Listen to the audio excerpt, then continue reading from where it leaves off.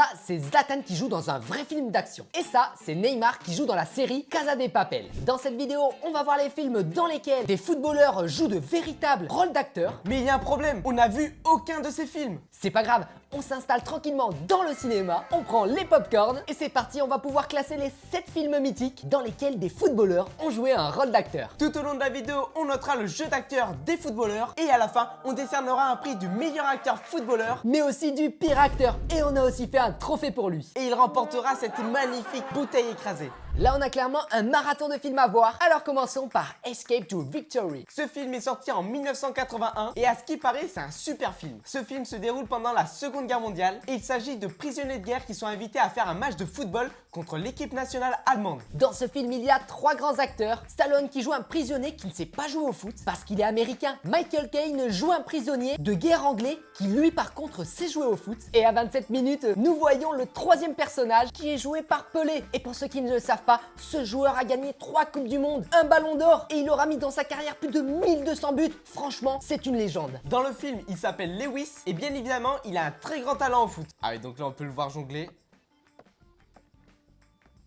Ah, l'instructeur, il est vraiment impressionné parce que regardez ça, le prisonnier de guerre qui arrive à super bien jongler. On peut voir son aisance technique pour faire du jonglage. Les amis étaient aussi forts au football qu'au freestyle. Ok, donc là, il s'arrête pas de jongler alors que l'instructeur, il est en train de lui parler. On peut voir, ouais, toute cette aisance. Mais il faut savoir que Pelé a aussi des scènes où il parle. Écoutez. Ok, donc là, il prend la clé à l'instructeur et il va donner sa stratégie pour gagner le match.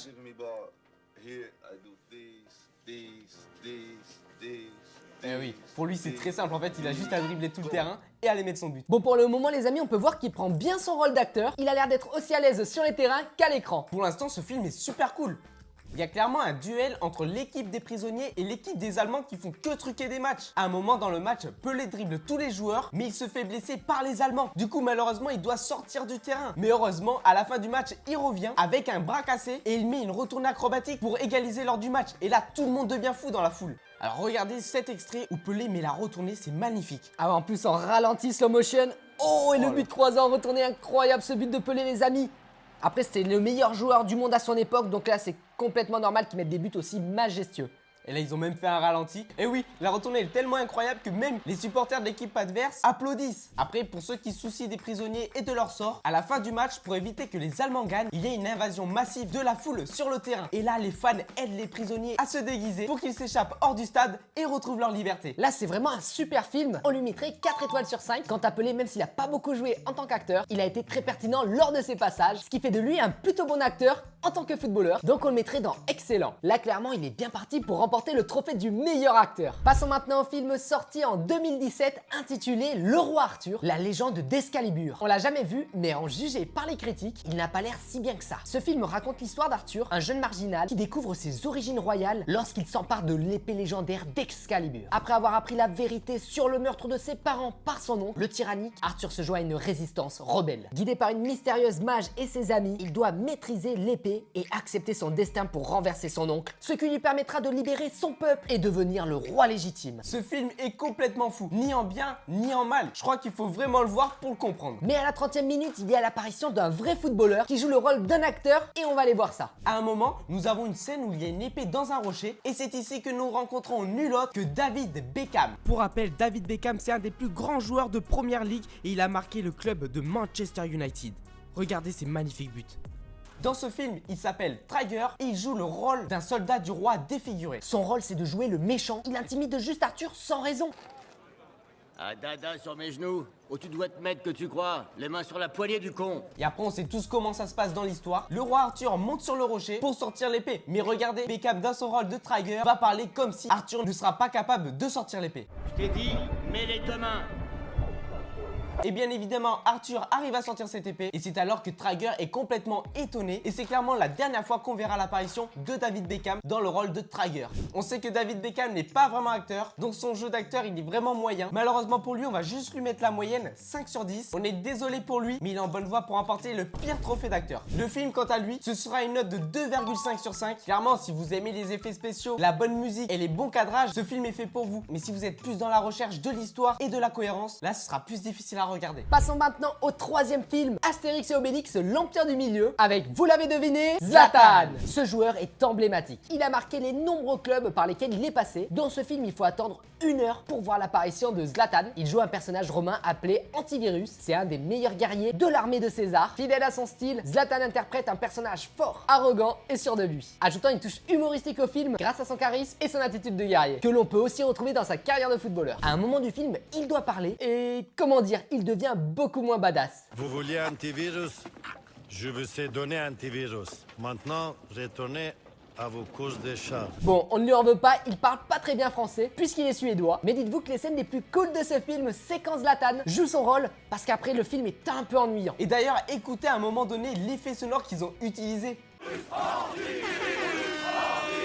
Il n'y a rien qui va. Dans la bataille finale, Zlatan réapparaît dans son rôle de antivirus et il fait face aux 4 personnages principaux. Pourquoi parler quand on peut courir? Il commence à charger agressivement lors de l'attaque, mais non! Il s'est fait une déchirure à l'ischio-jambier et là il demande à César un remplacement comme s'il était au football. Et après, il est parti et on l'a plus revu du film. Donc pour ce film, nous mettrons la note de 3 sur 5. Franchement, ce film, faut plutôt le voir sur le ton humoristique. Quant à Zlatan, je lui mettrai une note de 6 sur 10 car il joue plutôt bien son rôle, mais nous ne pouvons pas mettre plus parce qu'on l'a pas vu parler. Passons maintenant au 4e film qui s'appelle Looking for Eric. Ce film est sorti en 2009 et retrace la vie de Eric, Un postier déprimé qui est en pleine crise personnelle voit apparaître son idole, le footballeur Eric Cantona. Donc vous l'imaginez bien, le vrai footballeur qui joue Eric Cantona dans ce film, c'est tout simplement Eric Cantona. Pour ceux qui ne le savent pas, Eric Cantona est l'un des plus grands joueurs de Première Ligue. Par son talent, il a marqué l'histoire du club de Manchester United. Dans ce film, Eric Cantona joue le rôle d'un mentor qui aide Eric à retrouver confiance et à régler ses problèmes familiaux et à affronter ses peurs. Et en voyant les différentes apparitions de Cantona, on peut voir qu'il joue plutôt bien. I'm not a man.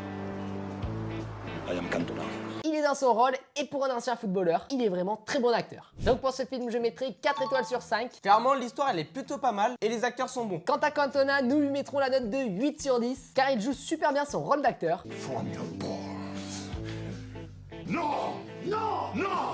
Et surtout qu'il nous fait bien ressentir les émotions à travers l'écran. Passons maintenant au 5e film, Astérix et Obélix aux Jeux Olympiques. Ce film est sorti en 2008 et il nous raconte l'histoire d'Astérix et Obélix qui se rendent à Olympie en Grèce pour représenter leur village aux Jeux Olympiques. Le druide Panoramix souhaite prouver que la force gauloise peut rivaliser avec les Romains. Dirigé par César et son fils Brutus. Au cours de leurs aventures, ils rencontrent divers personnages, affrontent des rivaux romains et doivent faire face aux intrigues de Brutus, qui cherche à gagner les jeux pour prouver sa valeur à son père. Et au bout de 1h42 de film, on aperçoit Zidane. Pour ceux qui ne le connaissent pas, Zidane c'est quand même une Coupe du Monde, un Euro, une Ligue des Champions, un Ballon d'Or et quasiment tout ça la même année. Il fait partie des légendes françaises dans le football. Et en plus il est trop sympa, on l'a déjà vu. Et dans ce film, il joue le rôle de numéro 10, sûrement un clin d'œil au fait qu'il porte le numéro 10 dans son dos lors des matchs de foot. Et durant ce film, il va donner une leçon de football à son cousin numéro 10, joué par Jamel Debbouze. Regardez.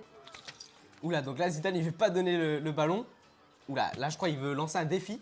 Oh, je crois on dirait qu'il va faire le jeu du petit pont les potes. Arrête de me casser les pyramides. C'est toi, arrête de me casser les pyramides. Là, j'ai trouvé ça. Et je le Ah garde. là il s'est bien jonglé. Arrête Jamel Debbouze ici lui récupérer le ballon, il n'y arrive absolument pas. C'est même incroyable ce que fait ce jeune homme avec ses pieds. Ouais, on dirait qu'il a fait ça toute sa vie. Donc là il impressionne tout le Ok, monde il est Zidane pas avec prêt ses de prendre jongles. sa retraite, hein. Tu la veux? Ok, donc là il a fait Eh la ben, passe. tiens. Ok, ça arrive à qui? C'est du basket? Oh, c'est Tony Parker les amis, incroyable. Donc là vous avez pu voir un court passage de Zinedine Zidane qui nous montre aussi dans Astérix et Obélix ses talents de footballeur. Et regardez, il a fait un dernier petit passage. Arrête de faire la tronche. Fais un bisou.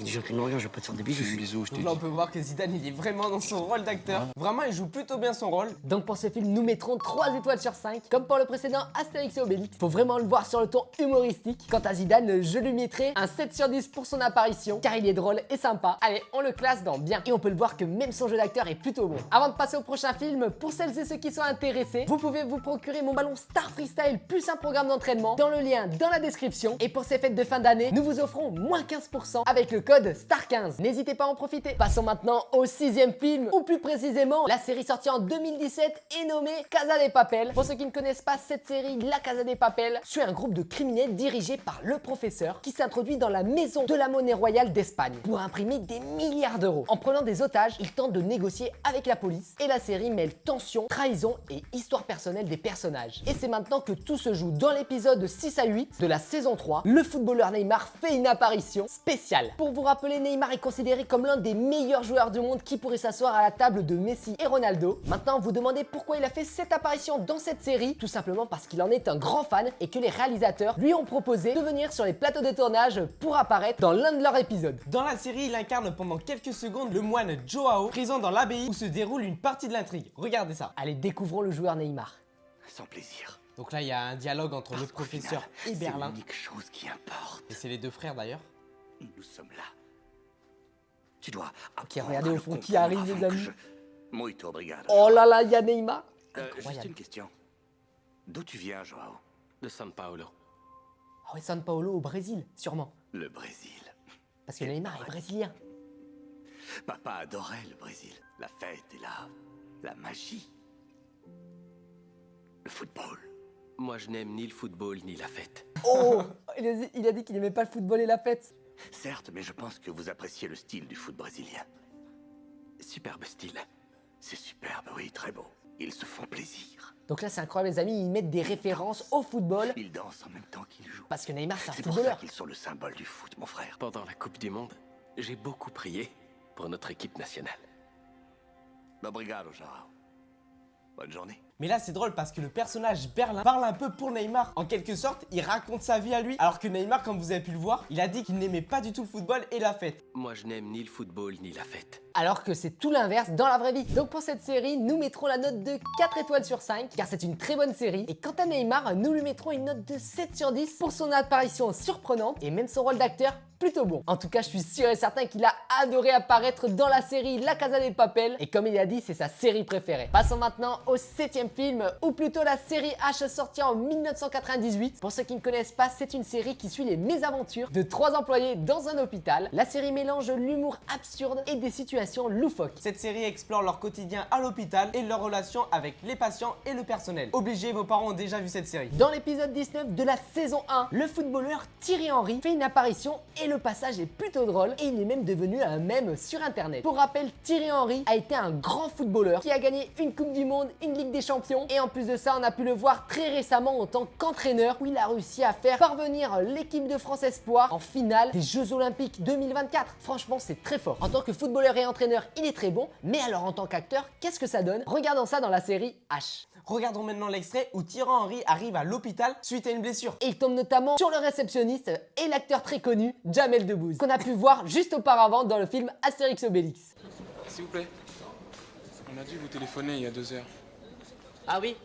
Vous êtes le réparateur de chez Darty, c'est ça? Donc là, en gros, le réceptionniste, il prend Thierry Henry pour un technicien. Il a pas du tout reconnu. Non, je viens juste pour ma cheville. Ah, je suis désolé. Je me disais bien aussi, les costumes de chez Darty, ils avaient changé cette année. Non! Henri. J'ai demandé le nom, pas le prénom. C'est mon nom, je m'appelle Henri. Non, non, non. Ça, c'est un nom composé. Profession. Footballeur. Footballeur. J'ai demandé la profession, pas le hobby. Là, on peut voir l'interaction entre Jamel Debbouze et Henry, vraiment trop drôle. L'un est en train de donner ses informations personnelles et l'autre, le réceptionniste. Il fait comprendre à Thierry Henry que les informations qu'il lui donne sont complètement fausses et que ça ne peut pas exister. Non, mais je suis footballeur professionnel. Dites-moi pas que c'est pas vrai! Là, je crois qu'il l'a remarqué. Ah les amis, ça c'est la rêve Thierry incroyable Henry sur internet. Vous êtes Thierry Henry de chez les Thierry Henry, là? Et ouais, parce que là, on est en 1999. Et la France venait de gagner sa première Coupe du Monde en 98. Là, les joueurs qui ont gagné la Coupe du Monde sont clairement au sommet de leur gloire. Et tout le monde les reconnaît. Sinon, ça vous fait quoi?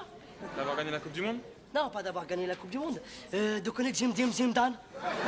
Et oui, parce que le réceptionniste adore Zinedine Zidane aussi. Vraiment, ce passage est incroyablement drôle. Donc pour cette série, nous mettrons 4 étoiles sur 5 car elle est vraiment super drôle. Quant à Henry, il a l'air d'avoir un jeu d'acteur assez timide. Donc, on le mettra dans la case jeu d'acteur moyen. Ça y est, on va pouvoir décerner les prix. Donc, le prix du pire acteur footballeur sera décerné à David Beckham. Étant donné qu'il a fait une apparition très brève et que son jeu d'acteur n'est pas fou. On va maintenant décerner le prix du meilleur acteur footballeur. Et pour ça, on va voir qui va remporter l'Oscar. Et il est décerné à Eric Cantona. Et voilà, il remporte cette magnifique coupe. Il joue vraiment le rôle principal, donc on peut vraiment le voir en action, contrairement à ses collègues footballeurs qui eux font de courtes apparitions. Donc son prix est entièrement mérité. D'ailleurs les amis, n'hésitez pas à nous dire dans les commentaires quel est votre film préféré. Et si cette vidéo atteint 10 000 pouces bleus, on en fera une partie 2 avec de nouveaux footballeurs qui sont apparus dans des films.